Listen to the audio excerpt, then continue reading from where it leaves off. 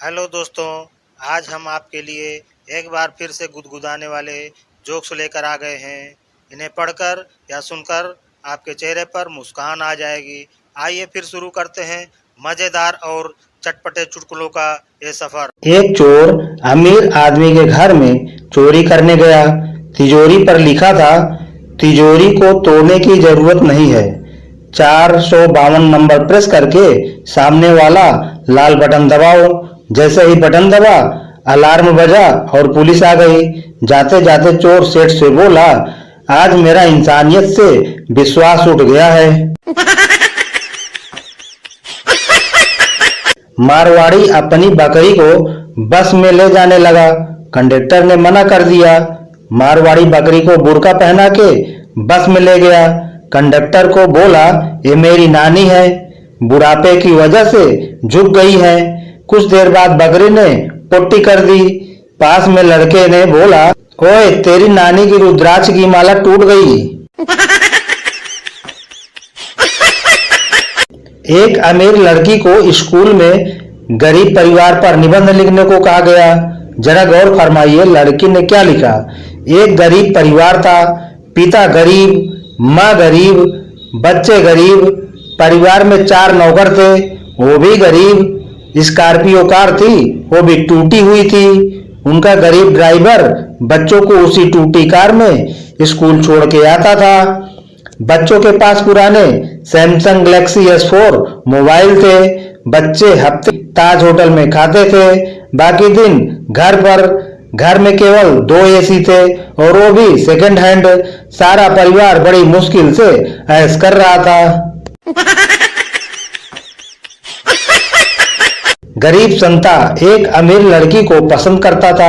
वो लड़की भी संता को बहुत पसंद करती थी। संता लड़की को अकेले पाकर, तुम बहुत अमीर हो। लड़की, हाँ, कम से कम 1 करोड़ रुपया तो है ही। संता, क्या मुझसे शादी करोगी? लड़की, नहीं। संता, मुझे पता था तुम यही कहोगी। लड़की, जब पता था तो फिर पूछा क्यों? संता, यह देखने के लिए कि जब आदमी 1 करोड़ रुपया गंवा देता है तो उसे कैसा लगता है। एक मुर्गा था, बहुत जिद्दी था, अपने मालिक को बहुत परेशान करता था। मालिक ने तंग आकर एक दिन उसे एक टोकरी में बंद कर दिया, लेकिन मुर्गा तो जिद्दी था, पीछे से निकल गया। मालिक को फिर गुस्सा आया। इस बार उसने मुर्गे को पिंजरे में बंद कर दिया, लेकिन मुर्गा तो जिद्दी था, फिर पीछे से निकल गया। मालिक को इतना गुस्सा आया कि उसने मुर्गे को मारा, पकाया और खा गया, लेकिन मुर्गा तो जिद्दी था, फिर पीछे से निकल गया। मेरे एक पड़ोसी हैं जिनका नाम है भगवान और उनकी लड़की का नाम है भक्ति। मम्मी बोलती है कि बेटा भगवान की भक्ति में मन लगाया कर। अब मम्मी को कैसे समझाऊं कि भक्ति में तो मन लगाता हूं, पर भगवान नहीं मान रहे। पत्नी ने गुस्से में पति से कहा, मैं तंग आ गई हूं रोज रोज की किचकिच से, मुझे तलाक चाहिए। पति बोला, ये लो चॉकलेट खाओ।